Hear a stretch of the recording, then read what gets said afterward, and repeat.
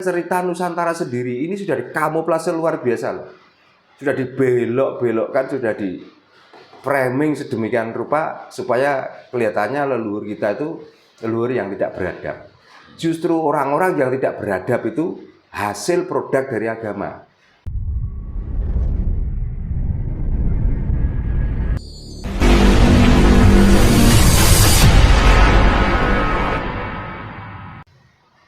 Itulah cara menyembahnya. Jadi tidak ada waktu tertentu yang dipatenkan untuk cara menyembah Tuhan. Terus pertanyaannya, orang yang mengaku beragama, orang yang sudah mempunyai ilmu yang sangat tinggi, pertanyaannya, Tuhan itu siapa tuh sebenarnya? Gitu loh. Tuhan itu nama, apakah Tuhan itu memang ada bentuknya? Kok kita itu terus tiba-tiba mengeklaim diri kita itu menyembah mereka? Ya, coba nanti tanyakan orang-orang yang mempunyai ilmu tinggi, yang sudah tahu rahasia tentang Tuhan. Tunjukkan salah satu ciri Tuhan. Dan di mana setiap agama, di mana setiap kepercayaan itu yang menerangkan bahwa Tuhan itu ada. Nah, maksudnya ada itu wujud. Nah, gitu loh. Paling-paling yang diketahui itu cuma rasanya Tuhan. Itu karena Tuhan datan kena kini rolan kena kinoyo ngopo. Nah, itu. Makanya kita tuh menyembah dengan cara apapun silakan. Tidak ada hukum kalau ini musyrik, kalau ini benar. Itu enggak ada sebenarnya. Maka jadi rusak di sini itu ada musyrik, ada kafir dan lain sebagainya. Ini gara-gara agama sebenarnya. Gitu loh. Tanpa agama, Nusantara ini diklaim bahwa Nusantara ini adalah orang bodoh, orang yang tidak tahu tentang Tuhan. Orang Nusantara ini senang menyembah batu, menyembah kayu. Ini hasil dogma dari agama sebenarnya. Seandainya nggak ada agama, bahkan cerita Nusantara sendiri ini sudah dikamuflase luar biasa loh. Sudah dibelok-belokkan, sudah di framing sedemikian rupa supaya kelihatannya leluhur kita itu leluhur yang tidak beradab. Justru orang-orang yang tidak beradab itu hasil produk dari agama. Kebanyakan, rata-rata. Karena setiap agama itu kebanyakan juga mengajari orang itu tidak beradab kok. Coba kita lihat saja.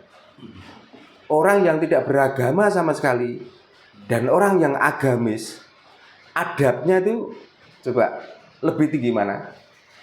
Apakah agama itu menjamin orang itu bisa beradab? Belum tentu. Bukan belum tentu, tidak bisa. Ya karena apa? Ajaran agama itu yang membuat orang itu tidak punya adab sama sekali. Karena apa? Dengan agama itulah akhirnya ada perbedaan antara baik dan buruk. Akhirnya. Maka kalau baik harus diikuti, kalau buruk harus dihindari. Akhirnya dengan melihat yang tidak sesuai dengan rasa hatinya, menjelek-jelekan orang berbuat buruk dan membatasi diri untuk bergaul dengan orang yang dianggap buruk itu. Nah, itulah akhirnya timbul atau merusak akidah atau adab orang itu. Makanya ojo nemen-nemen nek belajar agama itu.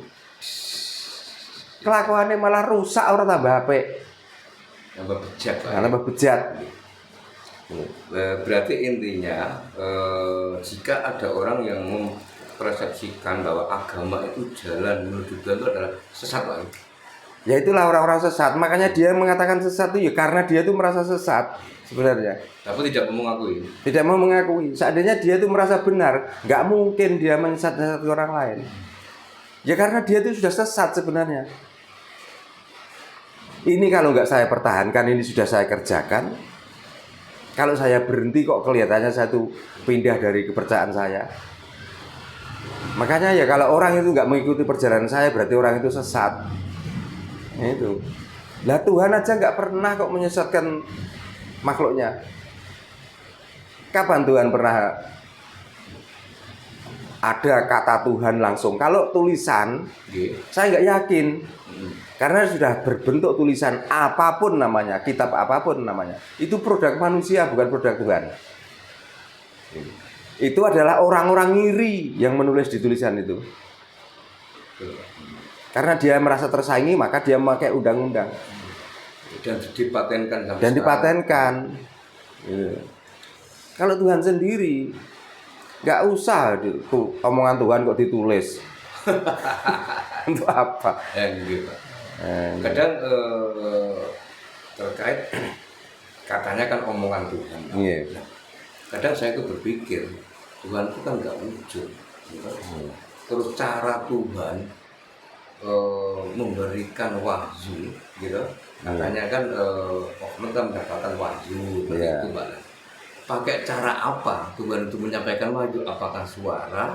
Apakah tulisan atau bagaimana? Kan sama saya seperti itu Pak Darno. Nah, ini kan hujan, Nggih. gerimis. Lah inilah wahyu Tuhan. Yang namanya hujan identik dengan air, air itu identik dengan basah. Lah itulah wahyu. Sudah tidak mungkin terbantahkan lagi. Lah kalau tulisan Nggih. itu sebenarnya hanya untuk apa toh? Tulisan itu sebenarnya untuk ya kalau mengingatkan di situ juga peringatan sebenarnya, bukan peringatan itu kalau saya. Itu mengolok-olok. Intinya itu cuma orang itu diolok-olok dengan tulisan itu karena tidak sesuai dengan keinginannya. Mungkin yang nulis itu juga orang baperan kok. Kalau nggak baper nggak mungkin nulis seperti itu.